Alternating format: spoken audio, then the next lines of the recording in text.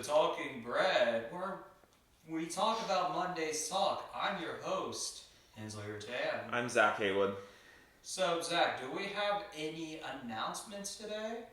I don't think we have any announcements, right? Actually, we do. Oh, we do? Is it Supper Club? It was not only just Supper Club, but Boys and Girls Bible study from... Right. Yeah. So, as we know, both Deanna and Adam both pick back up their Bible studies that they host. Girls, Bible study starts at 10 at Cutters Point Coffee on Saturday, and then men's Bible study starts at same time, but at Poor Boy Coffee. Good job. There's also one more announcement I want to throw out there. We saw in the group meet today from Sam John. Every Tuesdays at 6:15, there is a downtown community dinner at Origin Coffee Bar. So Sam recently put it in the group meet, but it will conclude on August 18th. So there's 3 more weeks left. Looks like they have it on the 4th, the 11th, and the 18th because it looks like they're off the week of July 28th. So if you have nothing to do on Tuesday nights at 6:15, head down to Origin Coffee Bar the 4th, the 11th, and the 18th of August for Bible study. All right, and also for those of you who are listening to this podcast that are not in our 20s group, but you'd like to know what 20s group is all about, come to that 20s group at 101 Atlas Street in Savannah, Georgia. And if you have any questions to our guest speaker on the next episode, please direct message me on GroupMe. Without further ado, Zach. Yes. Look at me right here. No. Don't put your hands over your eyes. I don't want to look at you. Why? You disgust me. What? Yes. Come on, man. Do we have to introduce our guest here? Yes, we do. Yeah, of course. Ooh. All right, ladies and gentlemen, introducing the biggest Pittsburgh Penguins fans, Washington Capitals fan in the entire world. Y'all give it up for Moose. Yay! Yeah, I'm excited to be here. I love podcasts, and I listen to podcasts like all day long, so it's fun to actually be a part of one now. What's your favorite podcast? Oh, that's a tough question. It makes me sound nerdy, and Caitlin got on me for it, but I love A Short History Of. Mm-hmm. Like, it's an hour-long podcast, and it's about some random historical event. So I was about to whisper to you, just say this podcast. Good one, Hensley. Got some good points in with the boys. Hensley, what's your favorite podcast? Ooh, what's my... No, Zach, what's yours? I can't share my favorite podcast. Mine is just... It's something. It's a comedian ranting. That's essentially what he does for an hour. He just rants about random things. For an hour. It's called the Tim Dillon Show. I thought it was going to be Armchair Anonymous. No. Have you heard that one? No, I haven't heard of Armchair You should Anonymous. look at that one. That one's a good one. I actually do not listen to much podcasts. I just listen to music. But if I were to listen to a podcast, it's probably going to be something historical, documentary kind of podcast, or maybe just something religious or something. Yeah, I definitely bounced around a whole bunch. Our church down in Wilmington, the pastors get together and do a podcast, so that's out every Tuesday. So I listen to that on Tuesdays. But the history podcast, you would like that one. That one's really good. Yeah. That one. If I need to get my hockey fix in, I listen to Spittin' Chicklets. Spittin' Chicklets. Spittin' Chicklets is a good one. They have a good podcast. With your favorite hockey player, Paul Bissonnette. The Biz. Paul Mistinet. Mm-hmm. I can't stand listening to them. I can't. Biz is just the biggest fake Toronto Maple Leafs fan. Whitney being a former Penguin, biggest Oilers fan. I've tried. And then Keith Yandel, he was terrible on the Flyers. He was just horrific on the Flyers. So I can't really listen to him either. All the guys were not that good in the NHL. No, they were not. They were all like cut from their squads. Like they got sent down. I think Biz got sent down to the ECHL. Yeah, he did. Yeah, so he was playing like Ghost Pirates players. Mm-hmm. Like they were not great. They got cut real quick. Yeah, Biz scored, and then like- next thing you know, they have Keith Kincaid and Keith Kincaid. Mhm. I don't In know there. about Keith Kincaid. Keith Kincaid was a terrible goalie. yeah. I remember Crosby scoring on him. Mm-hmm. Sure you do. You're Yes. you're the biggest Penguins fan I've ever met in my life. You've been a Penguins fan for a year. You've not been through the gut. You've not been through the trenches with them. You've Oh, not celebrated come any on. single Stanley Cup win with I them. literally You're the watched, fakest fan I've ever met in my life. I literally watched No, the you've not. 2017 and 2016 You Stanley have Cup not. final. You have not. You're Yeah. the fakest Penguins fan. You're the biggest bandwagon ever. And I hope when Crosby and all of them retire, I hope you have to go through the trenches right now and go through the crap that you're having to go through as a Penguins fan. Sorry. The replays don't All right, count. 75, calm down. Whatever. All right. Anyway, Yeah, which team beat your team in playoffs this year? Oh, remind me. Remind me. Who won? Who won? Flyers Penguins this past year. yeah. Who won? When's the Who won? last time? Who won? Yeah. Who? Okay, all right. Yeah, who does- Back to the regular schedule program. Gosh. Oh my gosh. If I say that, I will say, other than just that, if I say to Zach that his favorite golfer is the best golfer ever. Don't bring up Rory McIlroy. You don't like Rory? I don't like Rory McIlroy. Why? He's a self-centered imbecile. Especially his comments he made this past week at the Open saying that Bryson DeChambeau cheated. He did not cheat. Obviously, Rory's going to say they cheated because, they all want Rory to win. That's all they want. They just want Rory McIlroy to win every single major for the rest of eternity. It's collusion. Congrats to Ryan Fox for winning the Open this past weekend. I'm also a big Brooks Koepka fan, so it pains me that Rory has more majors than Brooks Koepka. Yeah. All right. It pains me. All right. So, anyways, without further ado, let's actually get to the topic. Yes. Instead of making this podcast into like a sports rant podcast. Yeah, it's going to turn into the newest trending sports podcast. Yes. We'll make it. We're going to be the next Spittin' Chicklets here.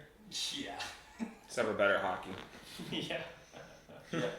All right. So, for your talk, which is about going back to the basics with the Gospels, especially with Matthew and Luke. Yep. So, what made you use Luke 15 to start off with your talk? To give you a question, well, the talk that I had prepared, like, it came from these 5 ideas that we had like originally used throughout Young Life, like through my years of Young Life and preaching the gospel that way. The first idea that we teach the high school kids is who Christ is, like the person of Christ. So we go through like a lot of the gospel stories and see just kind of who he is and how he describes himself and what his character is. So reading through Luke 15, he's demonstrated as this good shepherd, as the shepherd. Not explicitly said the good shepherd, but that's what it's representing. It's like a shepherd that's going to run after us. So I just love that portrayal of him being a shepherd for us and us being the sheep. I just thought that was so cool. I had learned that, like, we went on a mission trip a few weeks ago, and that was the topic for the week, is the good shepherd. So I got to learn a lot about it. So it was really just, it was timely, it was on my heart, and it was a good way to like introduce kind of the person of Christ. Absolutely. And what does it tell you about the value of an individual person that the shepherd searches until he finds the lost one? Mm-hmm. Yeah, I mean, I think God being the shepherd, or Jesus being the shepherd, and running after us individually just shows how much he cares about his creation. Like, he knows that we as individuals are his creation. Like, no matter where we are in our walk with him, whether we're far gone, don't believe in him, or love him so much and like are all about him, he's gonna love each and every one of us the same. And no matter where you are, he's gonna run after you. So our worth is measured in how much he loves us. Absolutely. So, like, through that story, if God is willing to leave 99 sheep like this as a shepherd, like that, your responsibility, if you're willing to leave all that just for one and you rejoice when that one comes back, then you are worth everything to God. Yeah. So in your talk, you used 2 chairs and a music stand to demonstrate. You used the 2 chairs as one on your right side as us, and you used another chair on your left that represents God, and then and you say what separates us from us is sin. So we can make up so many sins that separate us from God, but I will say, I like to ask, in the modern world we live in, what makes us turn from God other than sin on top of that? I mean, I don't think there's anything other than sin. I think turning away from God is sin. Like, anything to turn away from God, anything pulling us away from God is sin, and choosing that is sin. Sin is represented as something that separates us from God. So anything that will pull us away from Him is sin. So in the modern world, there's so much. Like, there's everything with social media and just seeking people's praises, and especially comparison nowadays. Like I mentioned, social media causes so much comparison. Like, I feel like that's a big one. Absolutely. Nowadays, if you want to talk about the modern sin. Yeah, and especially with social media, because social media can draw you into sin in very, very many forms and very many different sins. Like, for example, I can name you several of the 7 deadly sins that social media draws you into, like pride. There are a lot of people that post certain things that that seek validation from other people, which builds up their fragile ego, and possibly cover up their insecurities that they go through, because mainly with social media, whenever you post something, they mostly post everything that is a highlight to their life. And because I feel like everybody, because most of the news nowadays, they talk about like negative things, and and do a lot of fear mongering to catch a lot of people's attention. So then I guess people would go like, oh, I just need an escape, so they go to social media, which, yes, it has all that news as well, but they just want to catch up with like how their friends are doing, and if they seem to be doing pretty good or something pretty cool.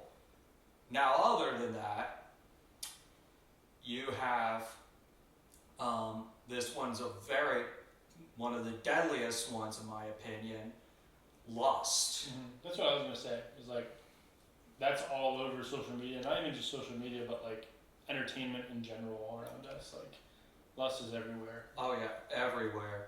And that's the only sin that Paul writes in one of his letters to run away, because he said in one of his letters to run away from fornication, which fornication is a part of lust.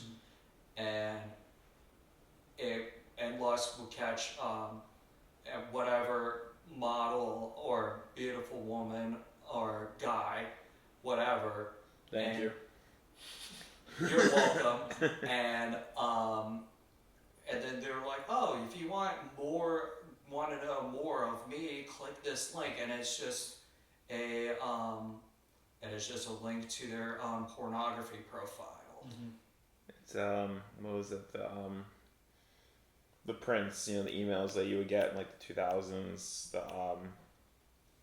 I can't Nigerian Prince. Thank you, executive producer Zach Paul, something like that. Now, do you think that all wrongdoings are equal, or some sin worse than others? Some sins are worse than others. There's a passage about that. I forget where it's at. But yeah, I think I grew up believing that. I think it's a misconception that all sins are equal. But I think there are some that are actually worse than others, as I've grown to learn. Okay. Mm-hmm. Yeah, and that's why, speaking of social media, there is actually a time that I've actually deleted social media like twice or 3 times in my life, because it's such a huge distraction from God and everything. Yeah, it is. It's good to get away from it, unplug for a little while. Yeah. Which, for those of you that are listening to this episode, if you are struggling with doom scrolling through social media, I would recommend just doing like a social media cleanse for like a month. Like my co-host here, Zach, he actually deleted social media for a little while, except keeping Pinterest. I have this Pinterest on my phone. I'm just gonna be honest with all of you. That's all I look through is just trying to find some good recipes, some good painting ideas. I just doom scroll Pinterest. That's all I've been doing for the past few months, actually. I do that too. I did the same exact thing. Like, I deleted all my social media besides Pinterest. Yeah. And Pinterest is like the most wholesome social Yes, media ever. It's great. It's absolutely. Yeah. And the algorithm I was on, it was awesome. I had like outdoorsy stuff, which I love, and then like quotes from the Bible. I was like, this is perfect. This is all I need. I got gluten-free recipes online. So I got my Pinterest. Absolutely. So you mentioned in your presentation that God knew that we were destined for hell. Mm-hmm. So if God already knows every choice we will make before we are born, do we truly have free will, or is our choice an illusion? Good question. Very good question. No, we do have free will. I think God knowing what choice we're going to make isn't Him forcing us to make that choice. Mm-hmm. So, for example, like, He wants us to choose Him. It's not true love and it's not true belief if He's forcing us to believe in Him. So He's not gonna force us to make a decision that He wants us to make. Like, of course He wants the best for us. Like, He always wants us to make the right decision. He knows it's gonna happen, but He's not forcing us to make those decisions. So I think free will is still very much a real thing. Like, there are people who have heard the gospel and choose not to believe in God, and then there's the ones that heard the gospel and they have a heart change and they choose to believe in Him. It's kind of like that meme when like there's like 2 roads divided. One's like bright and sunny, the other one's like dark and gloomy. Yeah. It's kind of like what you're at right now. Yeah, that one, or even like similar meme where it's like bus. Yeah, the bus. There's the other one where it's like 2 roads and there's a road with like a giant crowd of people, and then there's a road with like just one person. Like, walking down. That's true. I was thinking, kind of like thinking of the meme where, what is it? I know it was a SpongeBob meme of like, in the SpongeBob episode where Manta Ray shows Patrick his like wallet and all that, saying, "Is this your wallet?" or something like that. It's like shows him like the gospel and all that, and they're like, "Nope." taking that one. But also, my next question is, but like speaking of free will, how can people that turn away from God turn towards God? For perspective, here's a little bit of a story of my faith. When I was little, my parents used to take me to. We were finding like a church. We were kind of church hunting, so we went to like multiple denominations and all that. Then we've stuck with a non-denominational for a while in Brunswick, and then we've went to another, and we've stuck with a non-denominational in Richmond Hill, and then we stopped going to church altogether because we had busy lives and all that. Your life too busy for God? Huh? Your life too busy for God? No. There you go. Not for me. Not for me. But I would like to ask the question again. How can people that turn away from God turn towards God? That's a tough question to answer because the turning towards God is easy, honestly. Like, God makes it very easy. Christianity is the only religion where we don't have to measure up to God. Like, all we have to do is believe in Him, and we are saved by what He's done. If we believe in what He's done and that He sacrificed for us, then our gift is eternal life. So it's not all that hard. Like, I think in a modern day, like, we as Christians have to be the ones planting those seeds for the non-believers. Right. And also to believe in Him and to do God's will and all that. God's will for us. Yeah, as well. yeah. I mean, of course, we have to strive for God's will all the time. Like, still as believers, like, we're not going to be able to measure up to perfection what heaven is asked for. Like, to be in heaven is to be perfect. We are far from that. Like, we are still living in sin, but the way we are made perfect is through the grace of God by what He's done on the cross. Our free gift is grace because He took all the sin and shame and it was on the cross with Him, and He defeated that death. So to answer your question, for the non-believer, like, to come to Christ, it's quite simple. It's for my example that I use is to turn your chair around. Turn your chair around and believe in God. Like, He's right there. He wants the relationship. Like, it's a simple heart change and a simple decision just to be like, God, I believe in You. Like, You are the God. You did this for me. Absolutely. Now, what do you think God is doing while He waits for someone to return?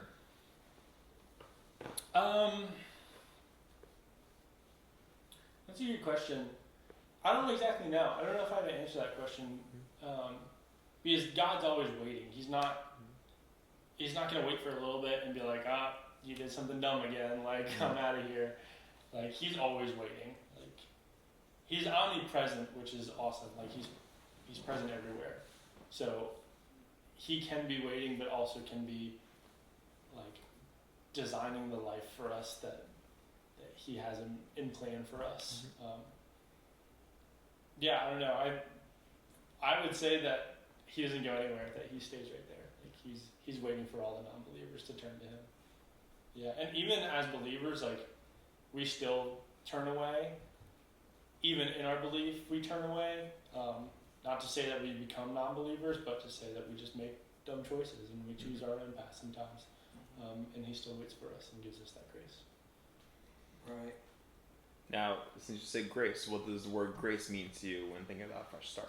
Yeah, grace is, I think of it as like almost the ultimate forgiveness. Like, yeah, we have a fresh start with God, like, when He gives us grace. He has all the right in the world to be giving us punishment and to let us go to hell. Like, we have chosen away from him, chosen against him, since Genesis 3 and the fall of Adam and Eve, since sin originated. Like, he has all the right to say, like, you guys don't deserve me, like, you guys deserve hell. But he loves us so much that he is willing to forgive us and even die for us. So grace is giving us what we don't deserve and forgiving us. Absolutely, and of course, I use this story a good bit. Peter, he betrayed Jesus multiple times, and Jesus knew about it. And then after he came back to him for the final time, he gained forgiveness from Jesus, and after all that, he did a sermon about forgiveness. Yeah, that's a great story. That one, like, I learned probably a month or two ago that during that story, while Peter is like actively doing what Jesus said he was going to do and denying him 3 times. 3 times, Jesus could see him the whole time. Like, they were able to make eye contact with each other. Like, he was right outside of the temple where Jesus, or the court, I guess you would say, the court where Jesus was. Mm-hmm. So that was really, like, powerful to hear that Peter denied Jesus 3 times, but saw, like, his face the whole time. And the thing about Jesus is that he still ended up washing his feet, even though he knew that it was going to happen. Mm-hmm. He still had the wherewithal to, not wherewithal, but like, he still had the amount of forgiveness to wash his feet, even though that he knew that his friend was going to rat him out. Yeah. And luckily for Simon Peter, that Jesus used him in a great way, kind of more like a redemption arc in a way. Yeah. He redeemed himself in a big way. Yeah. Yeah. And then, but speaking of sin and all that, how can people? What about the people that are constantly in habitual sin, and how can we, as Christians, help people get out of habitual sin and all that, like being prideful or like something like watching pornography on a regular basis, or what else? Gluttony. How about these people on TikTok who are doing these mukbangs? These disgusting mukbangs by calling up different fast food places and ordering a ridiculous amount of food and eat on camera. How about that? That too. Throw that one in there. Yeah, I mean, I think community is probably one of the biggest ones. Like, you have to have community. Community is so crucial. Like, as we saw in Luke, the story of Luke, like, the sheep are safe together because they are together, like, because they're in a group of people. We're safe when we're with other believers. Like, iron sharpens iron. We're here, especially as men, like, we need to keep each other accountable. Like, we have to have other people around us that know us well, to keep us accountable and put us back on track when we do mess up. I think that also comes on to, like, us, and we have to be vulnerable, which is, I think, as men is very hard. But being vulnerable and just being able to rely on God and pray through those while also having people pray with you is just crucial. Yep. And I will say, not only that, but also not only just a community, but a great and God willing and Jesus living community. Because I've been inside a few communities that are not towards that. I even have some coworkers that are just like, I have one coworker of mine that says that he loves God and all that, but then yesterday he was like, "Come on, we gotta get you with this girl for like get you a girl for within this year and all that." And I'm just like, no, I'm good. Like, and it's like, and it has to do with what they usually do, and that's fornicate. Mm-hmm. And I'm just like, you know what? I'm like, no, I want to I want to keep my chastity and all that. Yeah. Good boy.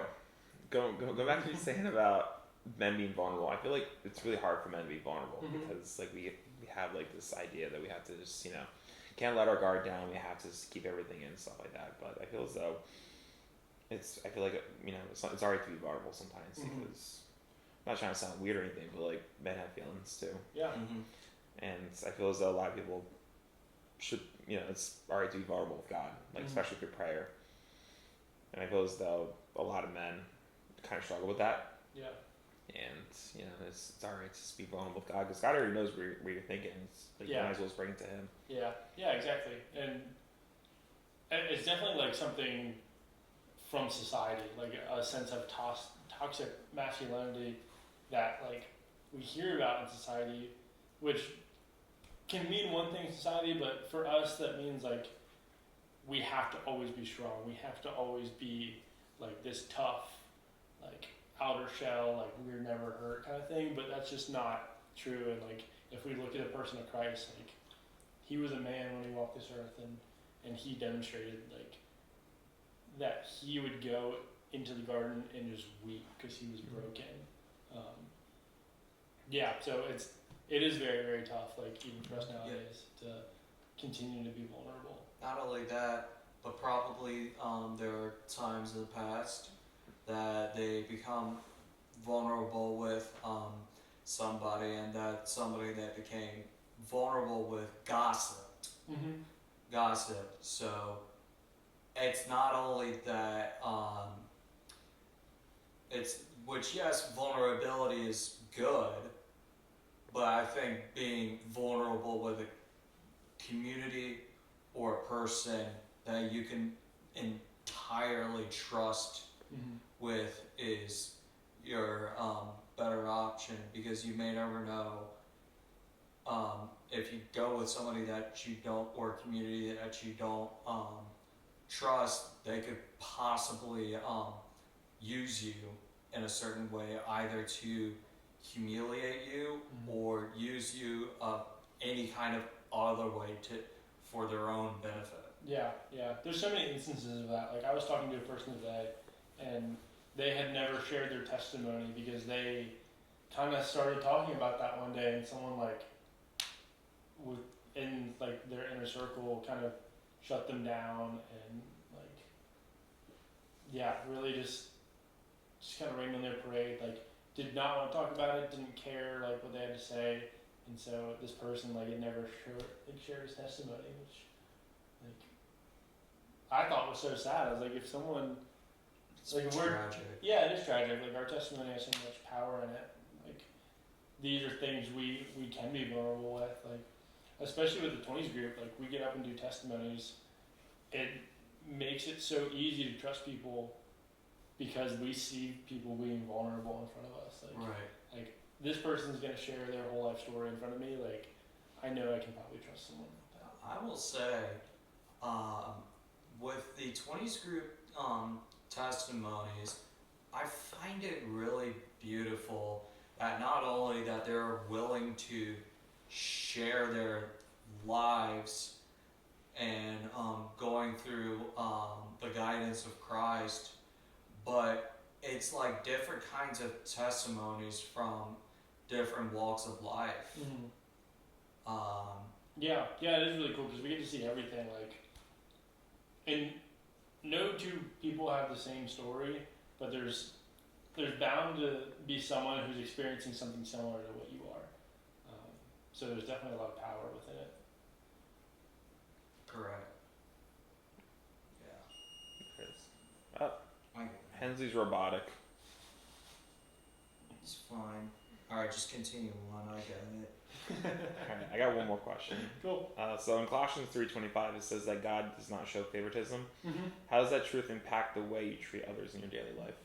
Yeah, I mean, usually if God's saying something and giving us a command like that, like something we should probably be living out also.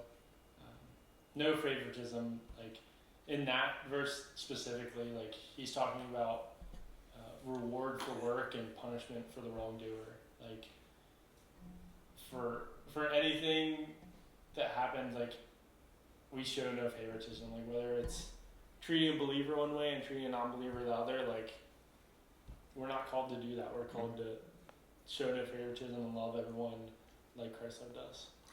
Right, because I think that's pretty good because I have a brother that's because I have a brother that is a atheist and all that, and I still love him because he's my brother. Not only that, not only that, Christ does say to love thy neighbor and also to love thy enemy. Yeah. I love your brother too. He's a great guy. Amazing guy. So, that was your question, Zach. That was my last question. Do you have any more questions? I don't have any more. So, Moose, do you have any questions for us? I don't think so. Yes, anything. Any first thing that pops your mind? Anything? Yeah, anything in the world. Anything. If you had to choose another hockey team other than the Flyers for you and the Penguins for you, who are you choosing to be a fan of? Florida Panthers. Florida Panthers. Easy. Yeah, Easy. I would say Florida Panthers as well. No. You have to pick a different You team. guys are bandwagons. You have to pick a different team. What? All right, fine. Well, Minnesota Panthers Wild. really a No. super team. Minnesota No, Wild. actually, you keep the Panthers. No, I don't. I'm think gonna Panthers. say one that is dead right now. No. And that is the Atlanta Thrashers. No, Dude. you can't say they're not even a team now. Pick a team right now. Today's July 21st, 2026. Pick a current NHL team. You have 32. Well, 31 technically because you can't pick the Penguins. Yeah, I'm giving you the Panthers. Have the Panthers. No. I'll take the Minnesota Wild. Fine. All right, there you go. Bandwagon. You're such the biggest bandwagon ever. For the Pittsburgh Penguins. You only like them. You only like them. You only like them because I like the Flyers. That's the only reason why you like it. No, no, because I play with my friend on like I think like 2006 or 7. 2006? You're like 5. Or 7 NHL game, and his favorite